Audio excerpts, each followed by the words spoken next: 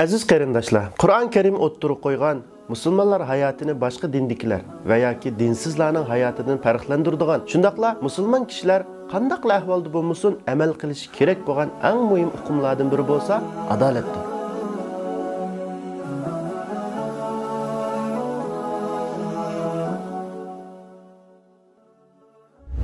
Allah Taala Nisa surasining 135-oyatida müminlerge hitap kılıp Ya eyyühellezine amenu kunu kavvamine bil qist şuhada'a lillah velev ala anfusikum evil valideyni vel akrabin iyyekun ganiyen ev fakira fallahu evla bihima fela tettebi'ul hava en ta'dilu ve in telvu ev tu'ridu fe innallaha kana bima ta'maluna khabira. Ey iman etken kişiler, sizler adaletini berpa kılgıçılar bulunlar. Şundak bulunlar ki Allah için guvahlık berişte üzünlarının ya ki ata-analarının veya ki urug' tuqqanlaringlarning ziniga guvohlik berishga to'g'ri kelgan taqdirdimi adolatni barpo qilinglar. Guvohlik berilgan kishi boy bo'lsa, boykan deb ayminib qolmasdan, kambag'al bo'lsa, ich og'ritib qolmasdan, har vaqt, har zaman adil guvoh bo'linglar. Alloh ularga sizlardan yaqindir. Ya'ni Alloh ularga nimaning manfaatlik bo'lganligini obdan biladi. Shunga sizlar nafsi xohishinglarga ergishib, haqiqatdan burilib ketmanglar. Agar guvohlik berishda tilinglarni to'lg'isanglar, ya'ni guvohlikdagi pokitni burmilsanglar, Alloh qilgan hamma ishlaringlardan xabardordir deydi. İslamның en çok alahideliklerden biri bo'lgan adalet, haqdarning haqqini berish, insonlar arasida barobar muomala qilish ma'nosida ishlatiladigan bo'lib, boshqalarning moddiy va ma'naviy haqlarini to'liq ado qilish, haq ustida mustahkam turish va xiyonat qilmaslik, insonlarning rangi, irqi, tili va dini qandoq bo'lishidan qat'iy nazar, yashayotgan muhiti, jamiyatdagi o'rni, mansibi, imtiyozi qanchalik farqli bo'lishidan qat'iy nazar adil hukm qilishni ko'rsatadi. Qur'on Karimning ifodasi bo'yicha dushmanimizga bo'lgan o'chmanlik va nafratimizmi bizni adolatni yaqinlash va haqiqatni o'ttirib qo'yishdan to'sib qo'ysa qat'iy bo'lmaydi. Alloh taolo Maida surasining 8-oyatida "Va la yajrimannakum shana'anu qawmin ala alla ta'dilu i'dilu huwa aqrabu lit-taqwa wattaqulloh innalloha xabirum bima ta'malun." Biror qavmga bo'lgan o'chmanlikinglar ularga adil bo'lmasliginglarga, haq bilan muomala qilmasliginglarga sabab bo'lmasin. Dushmaninglarga adil bo'linglar. Bu, ya'ni ularga o'chman bo'lib turib, adil bo'lishinglar taqvodorlikqa eng yaqindir. Allohdan qo'rqinglar. Alloh haqiqatan qilmishinglardan xabardardir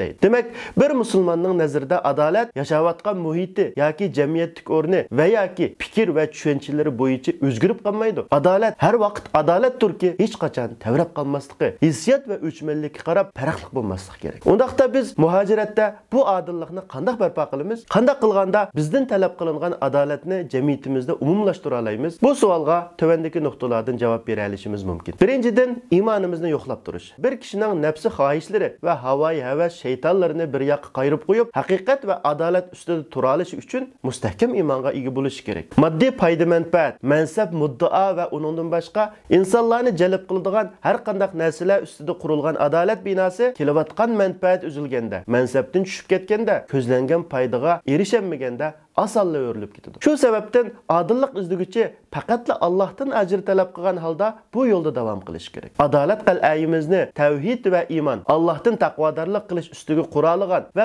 bu asos bo'yicha hayotimizni davom qilgan vaqtimizda ondan Alloh taolo talab qilgan haqiqiy adolat sifatiga ega bo'lgan bo'lamiz. Ikkinchidan, adillikni oiladan boshlash. Bir kishining oilada farzandlariga adil muomala qilishi shu oilada adillikdan iborat bir ilohiy hukmning ijro bo'lishi va ul asos vesile bo'ladi. Chunki shundoq adolat hokim bo'lgan, ota-onasi tarafidan adil muomala qilingan va tegishlik haqqini olib cho'ng bo'lgan bolalarda adolat va adillik tuyg'usi yetiladi. Shundaqla hayotida adolatga amal qilishga intiladigan, nohaqchilik va zulmga qarshi turadigan immun kuchi hosil bo'ladi. Shundoq bo'lganda jamiyatda tabiiy holda adillik tushunchasi keng tarqalishga boshlaydi. Farzandlar orasida adil bo'lmaydigan, farqli muomala qiladigan kishining jamiyatda adil hukm chiqara olishi bak mumkin bo'lmasligi mumkin. Adolat bilan emas, hissiyat va shaxsiy tushunchasi bilan harakat qilib ko'nib qolgan kishi jamiyatda qanday adil hukm qila olsin? Shu sababdan oilada bolalarga adil muomala qilishga alohida ahamiyat berishimiz kerak. Uchinchidan, oxiratdagi hisobni eslash kerak. Bir kishining hech kim ko'rmagan va yoki isbotlash to'g'rilash qiyin bo'lgan bir ahvol ostida haq ustida adil tura olishi uchun oxiratdan iborat oxirgi maydonda dunyodagi barcha qilmish atmishlardan hisob so'rildiganligi, kishilarning haqqiga xiyonat qilgan bo'lsa badal to'laydiganligini eslashi yetarli bo'lsa kerak. Chunki Allohdan aymanmaydigan, dunyoda qilgan ishlaridan hisob beradiganligini ko'z oldiga keltira olmaydigan odamning kelayotgan foyda manfaatini qayirib qo'yib, ojizlarning tarafida turishi, ularning haqqini olishi uchun adil muomala qilishi mumkin bo'lmaydigan ish hisoblandi. Bo'libmi bugünkidek hamma yerdagi o'lcham moddiy manfaat bo'lib ketgan bir zamonda adolat qalqinini ko'tarish uchun kishining qalbida oxiratga bo'lgan iymon mustahkam o'rinlashgan bo'lishi kerak. Undaq bo'lmaganda tunji qatimliq azdirish va yoki tunji qatimliq zarbidala adolat arg'amchisini qo'yib berdi-da, oxirida mangulik nadomat va pushaymon qiladi. Shu sababdan ko'zimiz ko'rib boqmagan, ammo ko'zimiz ko'rgandimi ochiq iymon aytishimiz talab qilingan oxirat hisobini doim eslab turish va uningga loyiq amal qilishga tirishishimiz kerak. Aziz qarindoshlar, bu ulug' ay, ulug' kunlarda Rabbimizdan hammamizga adolatni yaqinlaydigan, adolat tarafda rol oladigan, zulm va nohaqchilikdan bo'libmi o'zimizning qarindoshlariga zulm qilib selishdan hazar aylaydigan, ehtiyot qiladigan ruh ato qilishini tilaylik. Hayotimizni har vaqt Alloh va Rasulining ko'rsatmasi bo'yicha o'tkazishga tirishchanlik ko'rsatadigan, iymonimiz bilan o'tkazishga muvaffaq qilishini so'raylik.